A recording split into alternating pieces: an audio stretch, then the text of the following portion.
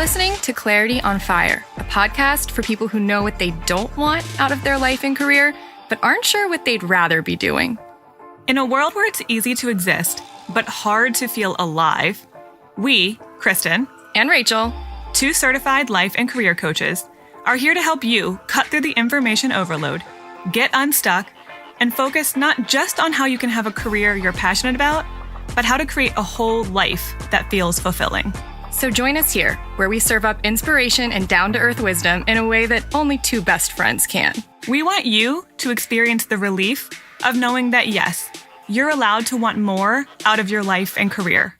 And no, you don't have to wander through the dark anymore. Our job is to light the fire that shows you the way. Let's go.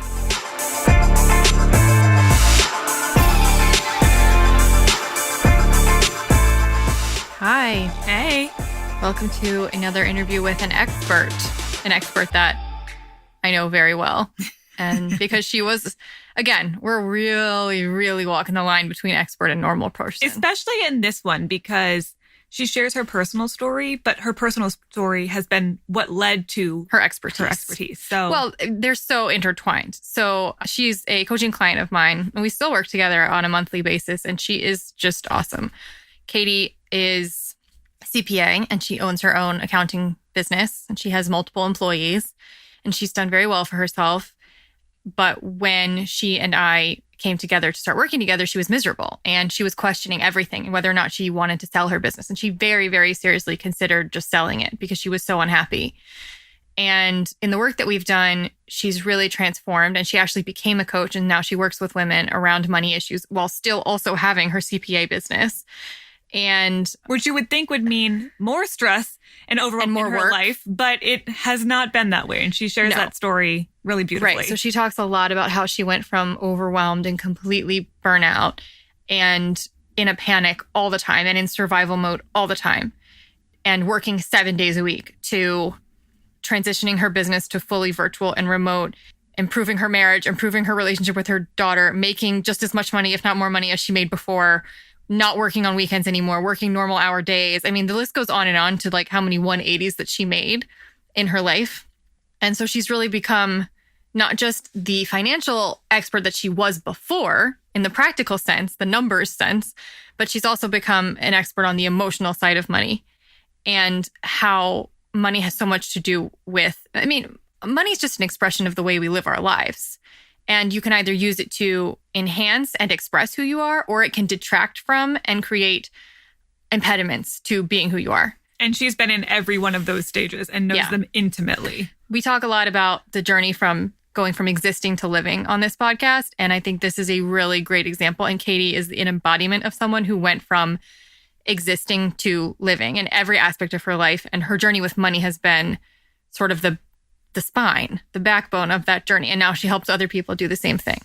So you want to read the bio that she wrote in her own words? Yeah. This is Katie Mongelli's bio from her. She says, as a trusted CPA and financial coach, I teach women how to go from stressed and overwhelmed to confident and fearless with their finances. If managing money were only about basic math, we'd all be financial geniuses. But the truth is, we all have a money story that makes our finances way too complicated for a simple calculator.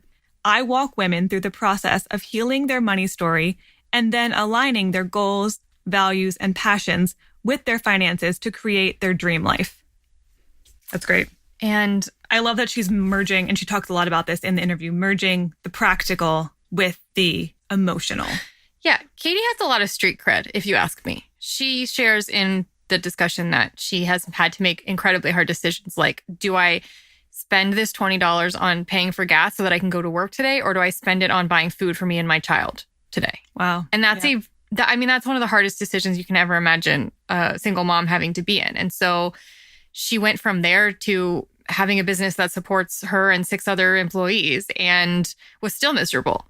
And so it's an amazing journey from how she went from there to enjoying her life again and participating in it again, while also being abundant in a financial sense, but also getting to enjoy her life. Because I think a lot of us sacrifice enjoyment for just checking the boxes and earning the income, but we're not really living our lives. So I really hope you like this. I think you're going to come back after the episode we'll close it out and tell you where to go next. All right. Enjoy.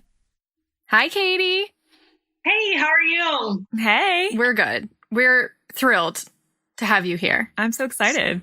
Me too. I am so excited. I feel like we're just hanging out this afternoon, which is super fun. I know. I wish that we could be hanging out in person, but... The thing is, I know all of us work with people all across the country or even in different countries. And then we met each other and then ran into each other at a grocery store in the gym, not realizing how close we that were. is so funny. Like Kristen literally like ran into Katie at the grocery store and then I ran into Katie at the gym and I was like, we were coaching. And I was like, I had to stop and back up and do a double take. And then I had to like obviously go run and hug her.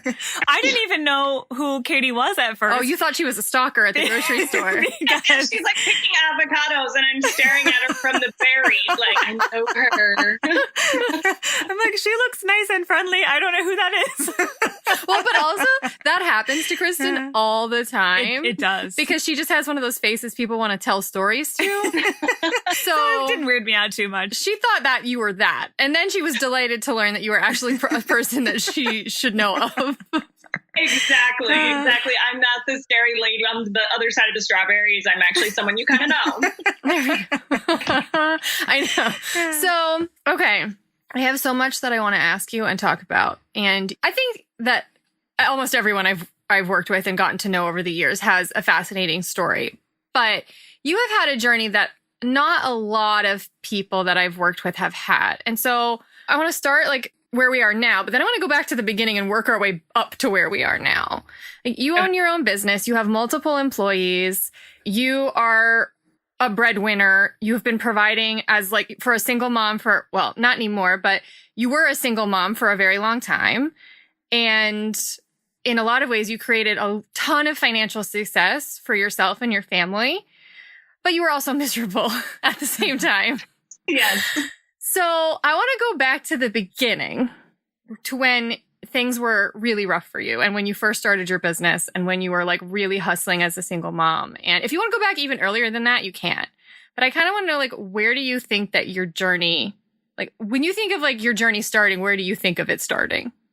I got married when I was really young. I'm not sure if I was still 21. Maybe I was 22 when I got married because I got married within a month of my birthday. Either way, I had only been out of college, like 9 months or something. It wasn't a long time. And so I think of that as the start of my journey because now we have so much more hindsight than when we're in that moment. But what I recognize now is just how young I was and how inexperienced I was. And I was a CPA. I studied accounting in college. And somehow I believe our culture thinks that when you graduate with this accounting degree, really they're conveying the title of financial mastery upon you. When really, I mean, I'd only had a checkbook in college. How many bills do you really pay in college? It's just about the ATM machine and going out on Friday night.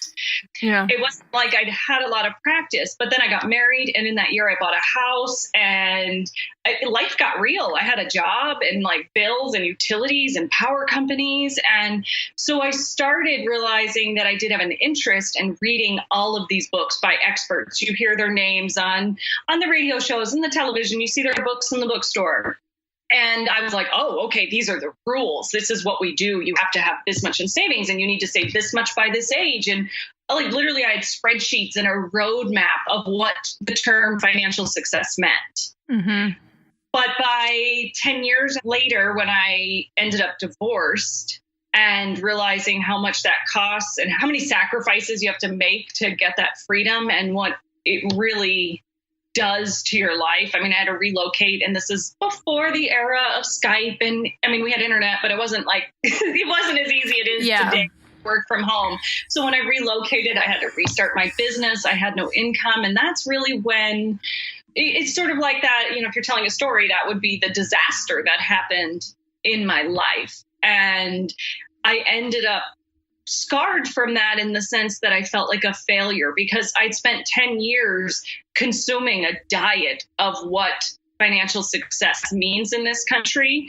And I thought I had made it. I thought that guaranteed ensured me safety because I had the emergency fund. I had the 401k. I had all of those badges of financial success, but they don't protect you in a real emergency. They don't. But what does is, your resilience, your ability to get back up there and do it again, and your ability to question what you want out of your life. Oh, there's a lot I want to dig into just there. But okay, so you talk about the definition of success that everyone is buying into. If you were to sum that up, what do you think? I want everyone to have a baseline so that we can all understand. I know I get it. I think there's a community definition. Of course, it varies, but I think we all have this idea that we need 6 months in our emergency funding cash. We should probably buy a house at least when we get married and before we have our kids. We should pay off our debt. We should make sure we don't have any more student loans. We shouldn't have consumer debt, credit card debt. We should pay off our cars quickly. We should be putting away the maximum amount we can in the 401k because we need to retire with, $1.2 million in the bank when we're exactly 65. Again, there's variables, but that's kind of the formula we've all been told. Yep. So when you say that didn't end up protecting you when things got rough in your life, like when you got divorced and you became a single mom, why not? Because I think people do think that will protect them. And so I want to know why you didn't feel protected when that happened to you. So it also depends on the timing of your life. I mean, I owned a house and it was during a bad time in the real estate market. And I was lucky I had equity in my house. So I was able to get out for what I would say break even because my house had enough equity in it that we could pay the real estate agent and pay all the fees and get out from under the house. But I didn't make money off of it. And in the divorce settlement, because of the nature of my relationship where I had been a breadwinner, there was a lot of my finances that were being turned over during that process to settle my divorce, which was also a decision I made because I wanted my freedom and I didn't want to spend time dragging it out and arguing about things. So I left with my part of the emergency fund. But when you have to move and pay to move and you have to get a new apartment and put a first month and a last month and a security deposit, and there's just a lot of costs to restarting your life. And again, I had to relocate from one state to another. So much of my business didn't necessarily stick with me. And I had to rent an office and I had to hire new people. So again, you've got payroll, you've got security deposits, you have startup costs, security, that 6-month emergency fund.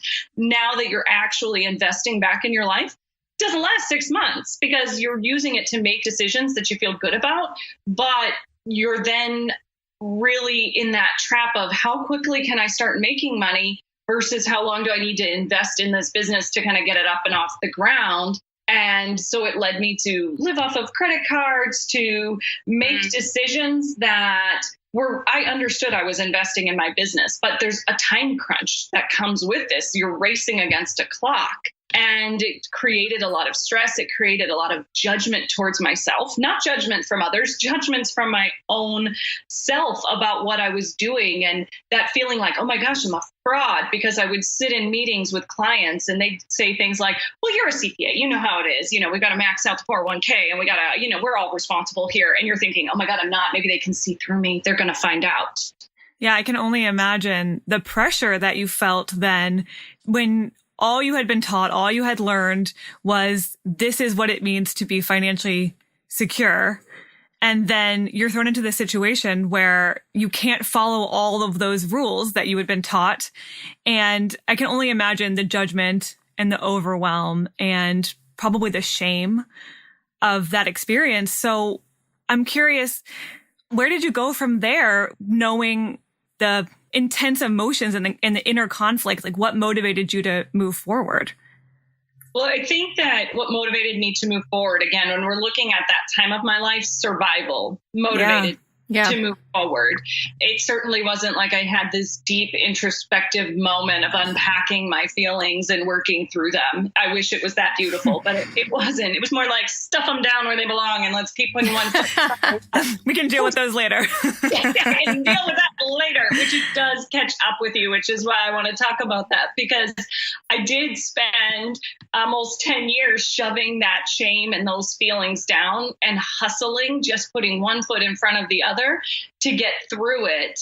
And I mean, that's really what led me to working through this in the last few years, because you can only shove the shame down for so long before it just boils over. Right. And you really have to deal with it, and you really have to address what is causing it. But along the way, I think I was doing work on it and not realize it. I think what I teach with clients today is still so much of what I did in that process, which was recognizing what my priorities were in my life. And at least I was very in alignment with what I wanted and what was important to me. And that was my daughter. That was my life. That was my professional success in building my business, because I really loved what I did.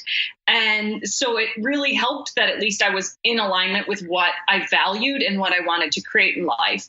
But the things that were out of balance was the fact that I was really hustling to the point of burnout, because this experience had left me with so much residual fear. And yes. I was trying to outrun the fear every day from morning until night, Saturdays and Sundays. And that was the final piece that really needed to be healed. That is where I met you. So like, this is where our paths converged, because that was the place you were in when you and I started working together. Yes. And on the outside, people look at you and I'm sure they're saying, wow, like what a powerhouse woman. Look what she's accomplished. Look at all of the boxes that she's checked. You know, she's a great home and a daughter who's doing really well and doing extracurricular activities, and she has employees and she has all of this outward success, but you were burnt out to the point of just sheer exhaustion. And I think that you were on a hair trigger almost all the time. I think that you were really frustrated and angry a lot, because it's like having a toddler. If they are overextended and they are really tired, they just throw tantrums all the time. And it's because they need to rest. And you were basically never really allowed to rest, because like you said, you were running from the fear of ending up homeless and ending up, which was something that you came kind of close to, I think, in your past, was that like you were really struggling. And that was the biggest fear that I was outrunning, I should say. Outrunning was, again, it's laughable now. I mean, really, from the amount of healing I've done, it's very laughable but it was real. And I remember the day that I told my now husband, that I was afraid of being homeless. When I told him that, it actually made me cry, because I, for years, had this vision or this idea in my head that at any moment I was just going to wake up and I could see it in my mind's eye. I was homeless. I had a shopping cart. I was living under a bridge. And it never occurred to me to think that, like, where are the people in my life? You know, right. Like, I have friends and I have family. And right. Someone would have taken you in. Why am I alone? Yeah. What happened to the sofa stage that I went straight from here to the bridge? It really was that fear, because there was a time in my life during that financial crisis where I really had to make decisions between, do I put this $20, do I put this gas in my car so I can get to work and earn more money? Or do I go to the grocery store and buy some food and feed myself and my daughter? And that's not a fun decision to have to make, one or the other, because they both have profound consequences. I can't just not go back to work anymore, and I can't just not eat. And they were difficult choices, and it left me with a lot of fear that I never wanted to be in that position again. I didn't want to have to wake up panicked about how I would get to work or eat, which led to creating this fear monster of the homeless lady under the bridge. Right. And yet, when you say it out loud, right, it sounds crazy to think that you would jump from here to there. But I've heard so many of my other clients say the same thing, that that's a very deep, visceral fear that I'm going to end up homeless, or I'm going to end up destitute or unable to take care of myself. And I'm curious, having gone through this experience yourself and having worked with a lot of women around their finances, where do you think this fear comes from, and why is it so pervasive? I mean, I know there's just a basic survival element, but the fact that it's so intense. Yeah, and it's real. As much as we can sit here and laugh about it now, because like I'm not near living under a bridge, but it felt so paralyzingly real. And recently, actually, I just told Rachel probably a few months ago, I was working on some material for my clients, and I decided, I'm going to go to YouTube. I haven't listened to this particular financial expert in a long time. And I think I'd love to hear a little bit more about what they have to say. I'm going to go onto YouTube. And I pushed play on a speech, which is based on a book that was written. And we're 4 minutes into the speech, and I'm having a total anxiety attack. I actually had to turn off my computer. I couldn't breathe. I felt like someone was standing on my chest. And this was what the message was. I saw a woman the other day, and this woman was dropping her daughter off at the fancy private school and driving an expensive foreign luxury automobile, and was wearing this and doing that, and her hair this, and this whole description of this woman. And then the point of the story was, let me tell you, that woman one day is going to regret those decisions, and she's going to regret them when she is homeless and living under a bridge. Whoa. That was the moment I had to turn it off, because I realized that I had spent years. This particular audio recording is not standalone with that messaging. This is messaging that if you watch television and you're watching a retirement or a mutual fund or any type of commercial in this industry, you will frequently see them and hear them tell you how you are going to run out of money because of your irresponsible decisions. Right. And you're going to find yourself destitute. And it totally plays into our very biological wiring that primes us to be concerned first and foremost for just surviving. Like, find shelter, find food, don't end up being a drain on other people's resources. And it's so subliminal in a lot of ways that we don't realize how often the world around us is playing into those fears that aren't personal. They're just human. But we react to those fears in an unconscious way. We don't even realize that that's what's motivating us. I don't think that you knew. I didn't know that until I heard this recording a few months ago. And I was like, oh my gosh, I had been on a steady diet of this material. No wonder I went into panic. Yeah. And then I started, now that I'm tuned into it, I realize how regularly I hear that message. And what it doesn't address is, okay, well, maybe your goal was to retire at 65, but you had life circumstances. Maybe you came down with cancer and you lost a few years of work, or maybe like me, you ended up with a family situation that really put a damper on your financial progress. Well, no one says you have to retire at 65. Could be 70, could be 75. Maybe you could keep working. Maybe you can do consulting. There are other ways to put the puzzle together. It's not only a one-size-fits-all formula. And that is what is missing from the messaging that we're hearing out there. It's one of the many things that's missing. Yes. And we're going to get to all of those things, I promise. But I want to get to a really, really important piece of your journey that you and I worked on together, which was, when I met you and we started coaching, one of the biggest, you were unhappy. That's why you started coaching, is because I am doing this thing. I thought I liked it, but I hate it. I hate going in every day. I am miserable. And it became pretty clear that it wasn't about what you were doing. It was about how you were doing it. And for anyone who, especially women who feel burnout with their career, would highly recommend you go back and listen to the episode Kristen and I released on, I think it was April 10th, 2018, about how to work like a woman. This is something that Katie and I worked on a lot, which was that she was in masculine mode. And this isn't about gender. This is really about energy. And that's why I want you to go back and listen to that episode, because if you don't, you might not understand the context of this. But Katie was in like pushing and forcing and striving and hustling. That's a very sort of masculine thing. The feminine side is about ease and trusting that doing less can actually net you more, and allowing yourself to rest and trusting that if you take really great care of yourself and you work at 8 hours a day and you don't push yourself, you'll have more energy and productivity to give the next day, rather than constantly pushing yourself to the limit and burning out and not actually having enough to give to anyone, including yourself. And that's where Katie was. And we had to undo that. And that was a huge burden and a journey. And you've done a magnificent job of flipping that 180. But it took a lot of effort. And it was very scary, because it was undoing that programming that was so deeply entrenched, that fear-based, I'm running away from being homeless stuff. So powerful. So I want you to, because I think people will really relate to this, I want you to tell me what some of your fears were about switching to that more feminine, I'm going to take care of myself and have a business. I'm going to work less and have a business. I'm going to cut back and not freak out. Like, what were some of the fears that happened when we started moving to that way of living? It is so laughable now because it's so funny to think back to where I was. But I have to start by saying I actually can still see myself the day that I took your passion profiles quiz, because I was so frustrated. I shut my office door and I Googled, like, how do you know, like, what you want to do with your life? And here I am.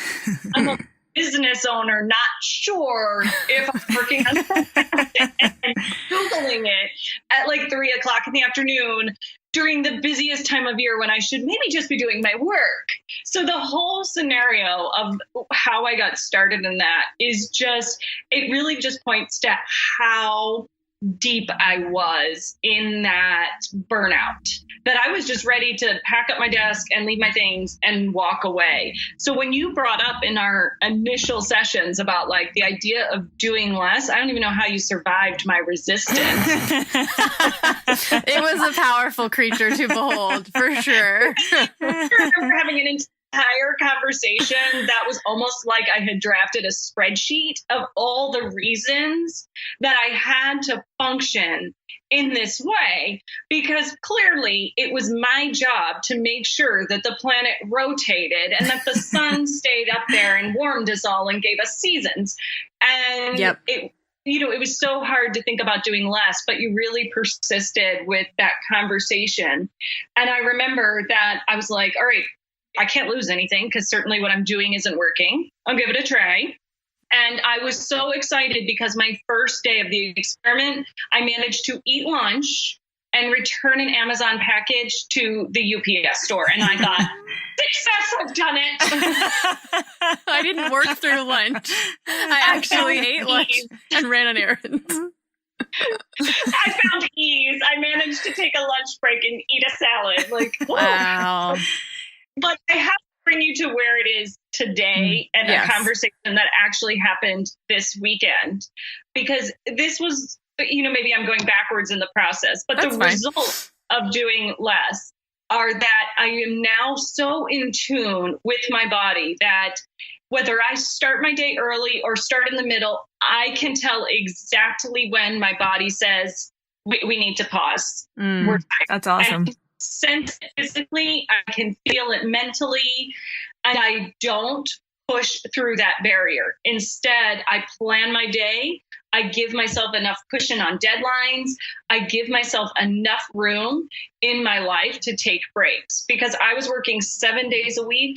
And now I don't work weekends. Rarely I work a weekend, only if there's something special and I'm taking off in the middle of the week. So this weekend, I'm relaxing. I'm enjoying some time in the sun, working on my suntan and just reading and listening to music. And my husband and I had this conversation where he said, do you need to check in at work? And I was like, well, it's 2 p.m. on Sunday. No, I don't work Sundays. And he's like, are you sure? Do you think maybe you should just make sure that everything's okay? I was like, what is going on? And he said, well, it's just really weird because I'm just wondering if everything's okay, because I've known you a long time and you always worked all weekend and you would work nights and you were always on your phone and you were always texting, and I would try to have a conversation. You'd say, hold on, I got to take this call. And then you would get off the call and I would try to talk to you and go, hold on, I got to text somebody about this. Hold on, I got an email coming in. Hold on, there's a notification. And he said, recently I haven't even seen you carry your phone around, and I'm just really worried. Is everything okay at work? He's looking out for you. That's so funny. What great validation, though. I know, he has whiplash. I'm sure he's just so confused. Poor guy has whiplash. He's like, where did my wife go? What did you do with her? An alien taken over. But the results are that when I started this, the atmosphere at work was one of being uptight. It was one of, I was demanding. I was intimidating to staff because I was on it all the time. I knew what needed to be done. It needs to be done now. There is no excuse for things to be late. We have stuff to do. And now my office is so much calmer. It is so much more filled with love and support and encouragement. And the same result is our work is getting done. I would say our client satisfaction has improved. Our responsiveness has improved because we are working at a much better place energetically. My staff has much more freedom in selecting their schedule. It is not that you need to be in your chair at 9 and you're not going to get up until 5. It is that these are your responsibilities and we need to communicate and we need to work together and we need to figure out how to get it done. But if that needs to happen at a different time to accommodate what is going on with your family, what is going on with you personally, what is going on in your life, I'm open to that. We just need to communicate and find a way to make sure that we're meeting the needs of our clients as well as ourselves personally, and that we're juggling all of that and having those conversations. So I feel like I went from being, demanding to really being a leader and leading in terms of love from the heart. And I'm much more welcoming and open and accepting and gentler now. So I would say that journey right there shows you that who was really in charge was Katie's gremlin. Like Katie's gremlin was the homeless lady under the bridge who had to be like whipping people in the office because we can't end up homeless. It doesn't matter how you feel. It doesn't matter about your life and your we don't do flexibility here. If we do flexibility, we'll die. So it wasn't her in charge. And now it's you in charge. Yeah. And it's just a huge, completely 180 difference about how you treat people and how you can be flexible and how you can trust that things are going to work out when you're not being driven by this overwhelming fear. Exactly. I'm also curious how this new approach has you feeling about the work itself, because the way you were describing several months, or maybe it was a year ago, when you were in that moment Googling, what am I passionate about? Clearly you weren't feeling the work or all of it because of the way you were approaching it. So how do you feel about love at all? Exactly. So how has this made you feel about what you're doing? Just because I think so many people, if they're overly stressed or overly burnt out, might think that they don't like what they're doing, but it could just be the burnout. It's so important. This for me really, number one, manifested in my relationship with work. But I'm going to tell you that number two, it manifested itself in my relationship.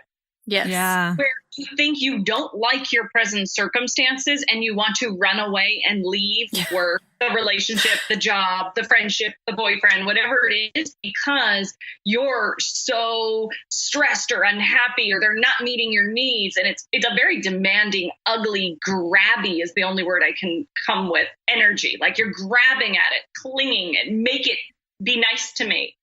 But it was a long exploration process in terms of whether or not I liked the work or whether or not I didn't like my life. And it really was about, I didn't like the way I was doing my work. As I changed the way I was doing my work, I was reminded that there are parts of my work that maybe I don't personally love. And that's also because I've been doing this for so many years that I don't need to be the person that does that task all the time. There are other parts of my work, like engaging with my clients, helping them resolve their accounting, their tax, their finance situations that I still love. That bottom line, resolution, problem solving, being supportive, helping them come up with ways to manage their life and their business that I'm absolutely in love with and still inspired by regularly. But that involved me making a huge change. And that change has been going on for 18 months. When I was at the office, like that I had to commute to 60 hours a week, plus a commute, depending on, I've moved sometimes in my office. It's been in different locations, but I was probably driving 2 hours a day back there and back, plus being at my desk. I was never home. I never had time to work out. I never had time to get a good night's sleep. I was then working when I got home and carrying files and papers, and I was working all the time. And during that do less, when I really started taking that on, I decided that maybe I would try to work from home a couple hours a week or a day a week. Well, here we are 18 months or more later, and I would say that I work at home or I want 97% of the time and go into the office about 3% of the time. That's amazing. And that is going to continue. And that is also something that is extended to all of my staff, because again, our world has evolved with flexibility. We have Zoom, we have Skype, we have phones, we have text messaging. We have so many resources, GoToMeeting, ways to screen share, ways to collaborate that don't have to involve person to person, but they can involve person to person when it feels right and when it enhances the experience. So I just want to brag on you for a minute and just say, yes, we did a ton of counseling coaching counseling. We did a lot of marriage counseling for sure in our coaching sessions, right? Because when you are miserable in one area of your life, it spills over into other areas of your life. And if you're not showing up as yourself at work, you're probably not showing up as yourself in your relationship either. And it was taking a toll. You not being yourself was taking a toll on every aspect of your life. And now the way you feel about your relationship is totally different. You feel like I think you feel like a much better mother as well, like more patient and understanding. And you have a 13, 14-year-old now. Yeah. So that's a really difficult age to have a daughter. And I remember being 13. That was when I was the worst. And you're a much more patient, understanding, awesome mom now. And as far as logistics go, I mean, there are some crazy things that you had to do to get to this point. I mean, you had to fire clients. Yeah. And you had to learn to outsource a bunch of stuff that you were doing yourself because you were afraid to let other people do it. You had to retool what it meant to be a business owner. I think that you were working in your business a lot as an employee rather than showing up as the business owner, which is a very different role. And you had to redefine what that meant to you and learn to let people do what their job is and not take on other people's work. You had to fire employees who no longer sort of aligned with the direction you wanted to go. And you did all of this stuff in the pursuit of creating a business that aligned more with what you were interested in. Oh, not to mention you started a whole separate entity of your business focused on coaching people, because you still do the CPA and the accounting stuff, but you also do coaching now. I mean, you did so many things. So what I want to ask you sort of, because I think this is where people always come to, especially when we talk about money, is what's the bottom line? Because we can talk about all of this, but if you find yourself, doing 50% less business-wise than you were a year ago, people aren't going to be excited about the prospect of doing less if they don't feel like it's going to work. And I know your fear at the beginning was that it wasn't going to work. Yes. But you didn't have anything to lose, you felt, at the end, because you were so miserable. So you figured, I'll try it. And you tried it a little bit, and you just kept bigger and bigger and bigger and bigger until you decided to do some really major drastic things, which is where we are now. So tell us about how you feel the results have been in both an emotional sense and a tangible sense. Well, I'll start with the emotional, because listening to you say that back, I think that I felt like when we started this process, which again, my intention that we set together, my new kind of rule for myself was that I was going to do less and have more. Yes. Have more life, have more finance, in all areas. I was going to do less, but have more. And I did do it in little baby steps. And so I always felt like we were doing it in little baby steps, but I'm looking back oh my gosh, I really did all of that in a year and a half. That's wow. I can't believe I did all of that. But those little baby steps got bigger and bigger. It did start with eating lunch and making a return to the Amazon store and through towards letting go of a very large number of clients that just weren't the right fit, as well as staff. And that was very hard emotionally, because the staff that I parted ways with, personally, I very much adored these people, but maybe their values, their vision were no longer in line with how I had grown. And so we just weren't on the same path anymore. But it was very hard to say goodbye to people. that when you personally enjoy their presence. But I do remember you saying that sometimes that serves them and better things will be there for them. And that is what happened every single time, because I learned how to be really honest and open about these conversations. Like, I appreciate you. I value you. I enjoy you, but this isn't the right place for you anymore. And I want better for you. And I know that you can have that if I set you free.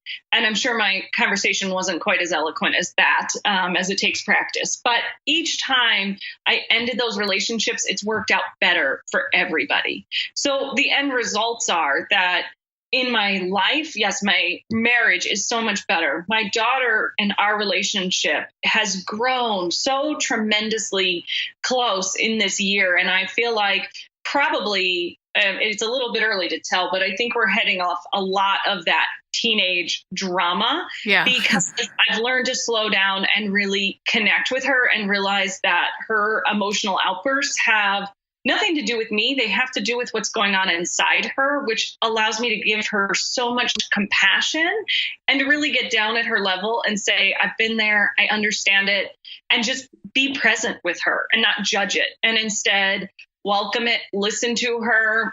We don't have to agree, but we can really diffuse a lot of that emotional intensity. And she did this year during tax season, which is such a crazy time afterwards. I asked her how it went, and she loves to do crazy impressions and accents. And she's like, okay, this is mommy in the past. I have to work. Leave me alone. Stop talking to me. I got stuff to do. I have to get going. I'm tired. Blah. That was me in the past. And I said, well, what was I like this year? And her impression was like, hey, how's it going? How was your day at school? You want to get an ice cream together? I'm feeling like ice cream. Oh my gosh, I heard there's a great new movie out. Do you want to go see the movies? Oh my gosh, yeah, we could go to the mall afterwards. That would be super fun. Or take a picnic. I love picnics. It's like that in person. And then finally, so relationships got better. My physical, I have time to work out. I have time to sleep. So I eat better and my body feels better. And then finally, financially, the whole way, that little crazy homeless lady under the bridge, she was with me for most of this journey. And she was the last thing that I was able to release. And I finally did release that when I realized I am fine. And letting go of certain projects, they took with them money, but every time you let something go, you leave room for more to come in. And every time you let that go, you clear space, and the quiet that you experience in the interim gives you time to brainstorm, to be creative, to see things from a new perspective, to really make it new opportunities. And I was able to see opportunities with current clients. I was able to see other areas that I wanted to grow myself and my business. And so it all just kind of took care of itself. It's part of that trusting the process and trusting that it's going to show up at the right time and trusting that you will do the next right decision. I want to also add to that, which was so awesome. That was like such a good summary. I want to add that you had a really big dream when we first started working together that you recently achieved.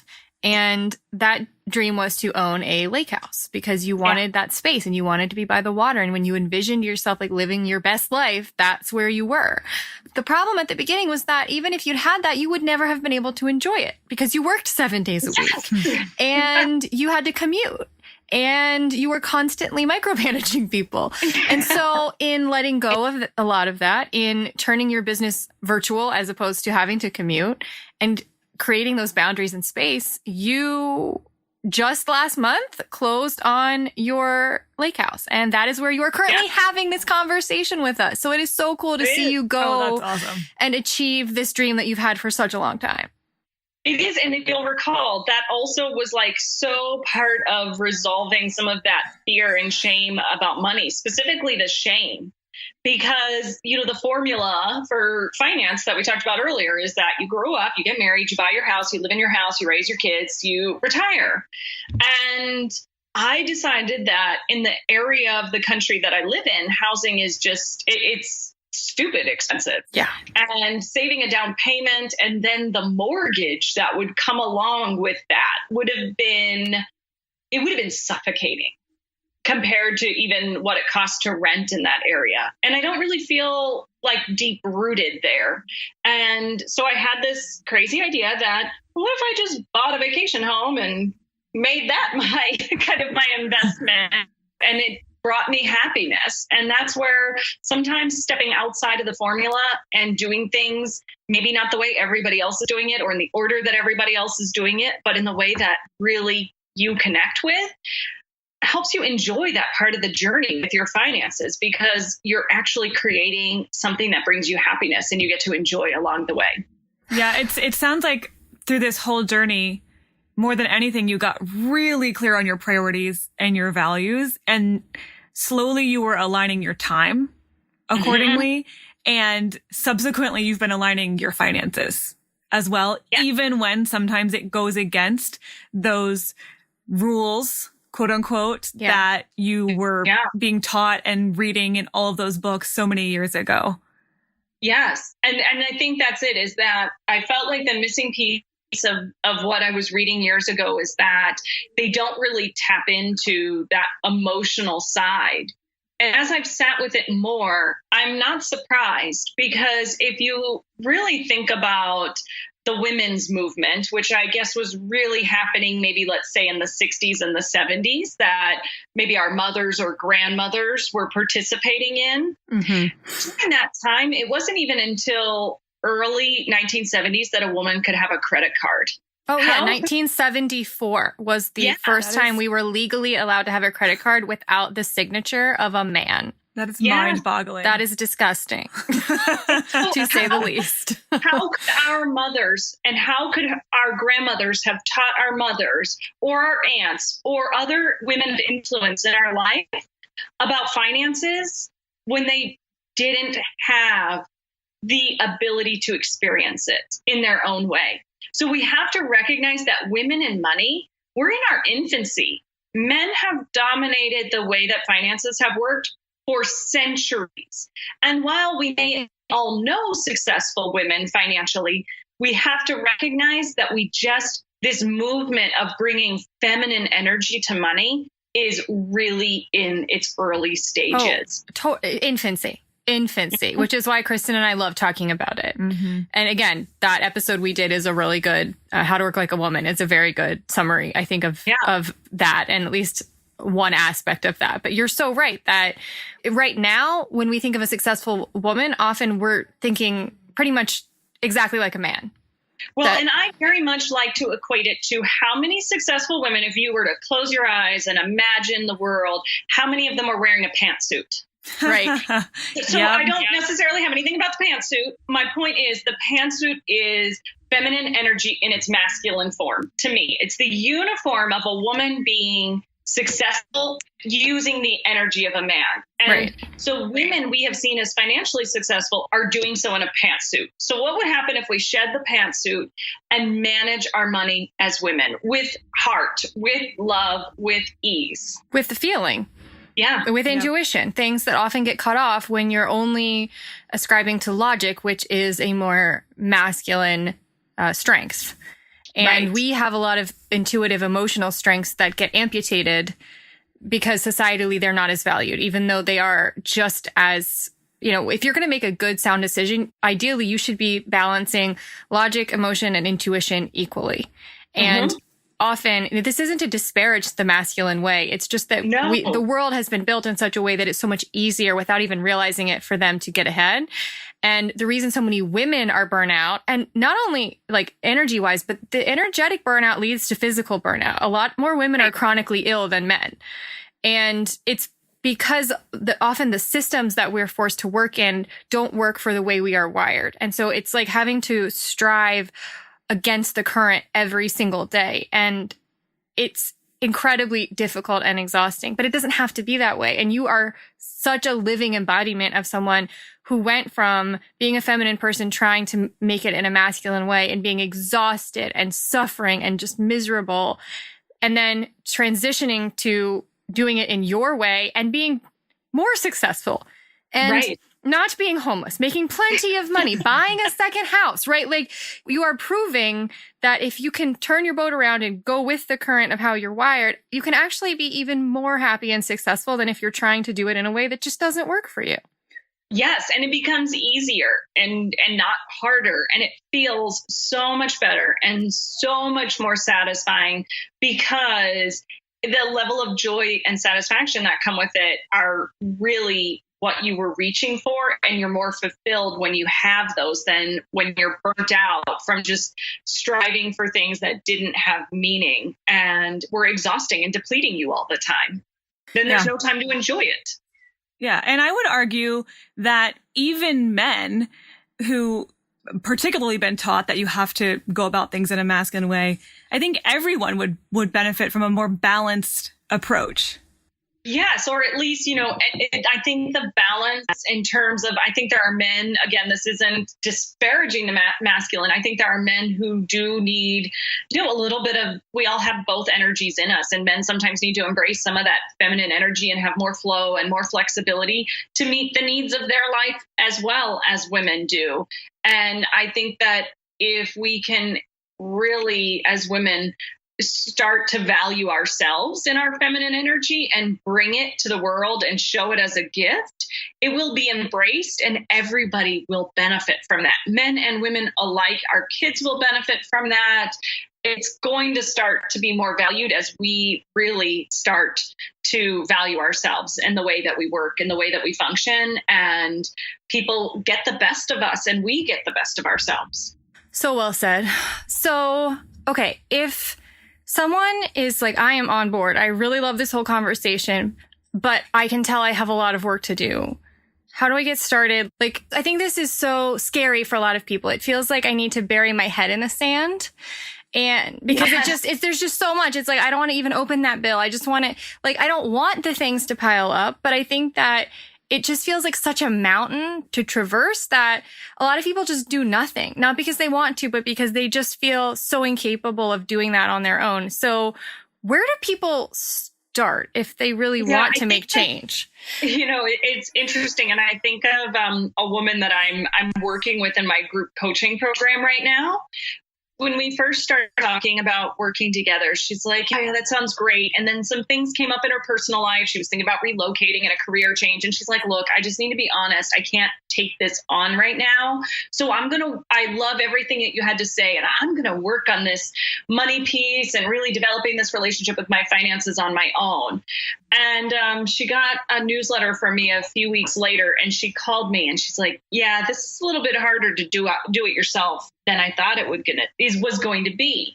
And it's not because you can't learn this on yourself. It's because when you are really healing this money story and all of these beliefs and kind of questioning your money history, it brings up a lot. And support is what helps in this process, having support. And I know on my Facebook group at Monarch Financial Coaching right now, we are actually doing a daily Facebook Live where we talk about different aspects of the money story, things that come up. So, for example, I was recently doing one on mom guilt and what mom guilt has to do with money.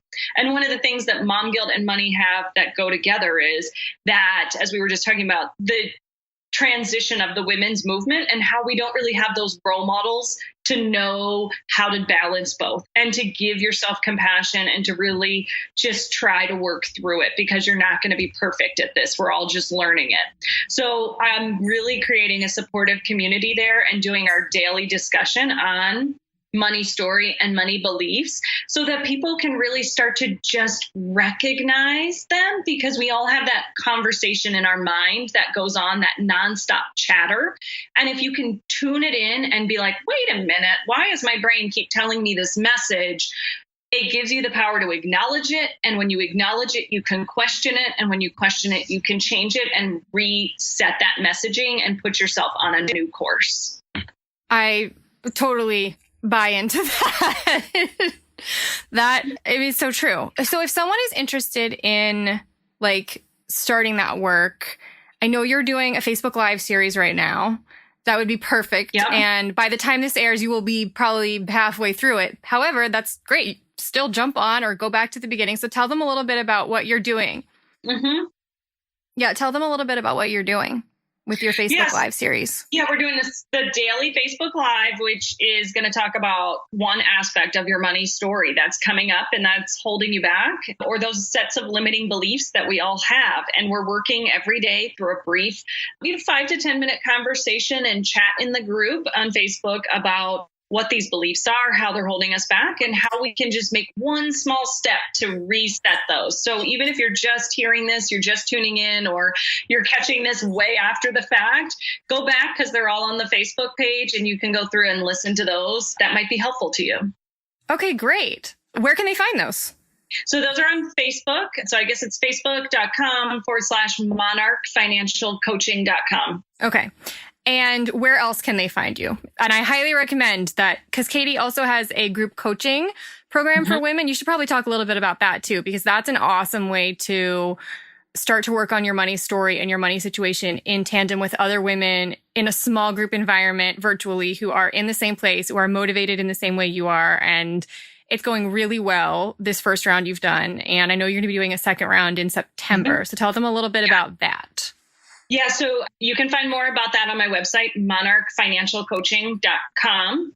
And the groups, it is designed to be a very small group. So it will always be less than 10 women because I want everybody to feel welcome, everybody to feel like they have enough time to really speak up about what's going on. And we're very, very supportive. So we have our weekly group call and we have our Facebook group, which is private. Just the women in that group have access to it. And we all participate in weekly conversation on the page as well as in our call. And the work that we do in our group is really about healing that money story, because our money story is something that we all as humans tell ourselves narratives about our life, different aspects of our life, career, relationships, money. And it's not necessarily a chronological story. It's about events we have deemed significant from when we were young and didn't really even understand money all the way up to our current age. And the beauty of our money story is that it's not chronological, which means we can assign significance to new events and new decisions, which gives us the ability to retell our money story in a much more supportive way and a much more encouraging and compassionate way. And as humans, we all also love redemption stories. Look at any movie, we love redemption. And that's part of healing our money story, is looking back and saying, what did I learn from that? How did that strengthen me? How did that benefit me? How does that serve me going forward? And then turning that around to being beneficial. So more than half of the work that we do in our money group is about healing that story and those beliefs before we start doing that logical thing, like setting a budget. There's no point in setting a budget if we don't have a set of beliefs that encourage us to be successful. You can't tell yourself, I'm bad with money. Here's my budget. Like, those don't go together. No. Instead, we need to understand what behaviors we really do have within ourselves. Which are we building? What are we learning? How are we making better choices every day? And then we can put things into a budget and automate and keep track of our finances. But again, that first part is so much more important. So we spend almost 4 weeks just healing in depth, an hour and a half a week on that money story together. That is so powerful. I love that you're combining the emotional and the logical, and you're getting to the root of what caused so much financial anxiety and insecurity and maybe bad confusion, choices, right? Like for so much of your life first, before you get into the true action planning, logistical part of it. That's such a holistic approach. And I'm so excited about that. And I'm sure that, a lot of what we've talked about today, and I know that part of, Katie's goal with her clients is exactly what we do with ours, which is, I think that it's about helping people live, not just exist. And I think that was totally where you were, Katie, was that you were existing, but in no way were you living. And now you are living a lot. Like, you're living large. And understanding that this idea of living your dream life does not have to look like lifestyles of the rich and famous from when we were young. It's really about finding joy and really creating something that brings you happiness, and what you really value and want to feel in your life. For me, it's freedom and joy and love with those that I'm around, and how everyday decisions can support that, and how, going into Michael's or Target and spending $99 on knickknacks does not bring me that. So it kind of connects that emotional spending choices that we berate ourselves about. Why did I do that again? I blew the budget again. Well, because I'm not dealing with what's going on inside me. Right. And if we heal what's going on inside ourselves and start being really living a life aligned with our feelings and values, then we can easily make financial choices that support that. So Katie I just think Katie is the best. And she's one of the best people I think you could work with around this issue, because she has done the work herself. And I can vouch for it because I've seen every aspect of it for a year and a half now. But she has like a practical training around money and a lot of experience handling money that a lot of coaches don't necessarily have, which you don't necessarily need to have. But I think it's cool that she has the practical talent and abilities and certifications, but she's also certified as a coach. And I think that that is a really safe space for people to come to, is that you can do the emotional and you're doing the practical, and you're marrying them in a way that helps people let go of their crap and actually live. And that is so needed in this world. I think it really is needed. And I hope that the finance industry as a whole starts to recognize this, that we don't just need to know where to invest and what to buy. We need to understand so much more of what's going on inside of us. And so I love doing this work with women. It just really gets me excited every day to see them have these realizations, to see the growth, to see them gain so much confidence and joy. It's just beautiful. Right. I mean, that's why Kristen and I coach too. So And to see you have done that journey and then you do it to other people is great. It often feels like being a fairy godmother, It's great. Yeah. So, okay, they can find you at monarchfinancialcoaching.com and on Facebook, same name, correct? Okay, great. Exactly. And from the website, you can also sign up to get our blog once a week. I share similar stories about how to work on your limiting beliefs, how to work on your money story, and how it shows up. A lot of my blogs are just seasonal, how to deal with the holiday stress and what's really causing that, which is not money. Yeah. Oh my gosh. We could have a whole podcast just about familial crap, as I know you know. So thank you so much, Katie. This has been a blast. And I think that me, you, and Kristen need to actually go have lunch together. Like, we need to make that a goal in the next couple months. Accidentally running into each other. Yeah. Let's not leave it up to fate. Thank you both for having me. I mean, I heard about this afternoon because I'm just so excited about it, but I really appreciate you being open to sharing this with your listeners. It's been a pleasure to be here. Thank you. It's been so powerful. Yeah, I can't wait. All right. Thanks, Katie. Okay, bye. Bye. So, as we talked about in this episode, we referenced one of our previous podcast episodes called How to Work Like a Woman in a World That Doesn't Want You to. And if you want a next step on where to go from here and how to continue this conversation and this new way of approaching working, that is such a good place to start. Yeah, Rachel and I have so many thoughts. I can't beat you over the head enough with how much I want you to listen to that episode. I don't care if you're a woman or a man or neither. I don't really care how you identify. I think you need to know about this. Kristen and I care about this so much because it is so rampant, and I think it's like one of those silent killers.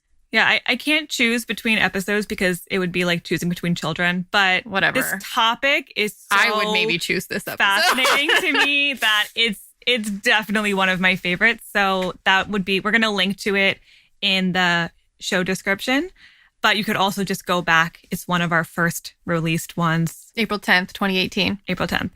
And go from there. And if you want to check out Katie, remember she is in the middle of doing a series of Facebook Lives about how to change your money story for the better. And you can find that on Facebook at Monarch Financial Coaching. And also that's her website, monarchfinancialcoaching.com. And if you're interested in her group program, remember she's only taking 10 people and she starts in September. And if you're looking for an very reasonably priced, but also very intensive in a good way, deep, qualified way to get unstuck in your money situation, particularly, I mean, I can't recommend working with Katie highly enough, even though I haven't. She's worked with me, but I just know that she's really good. Okay. So we hope you will leave us a comment on this episode to let us know what stuck out for you. Link will be in the episode description to leave a comment, as well as everything else we've just mentioned. Yes. And then go listen to the Work Like a Woman podcast and let us know your thoughts about that one too. Oh, yeah. That one is a little bit decisive. Well, not decisive. What am I trying to say? Divisive. I'm sorry. I can't think right now. Yes. It's a little divisive in a good way. And I hope you will take that next step. Okay. All right. We will see you on Tuesday with a new blog. See you then. Bye.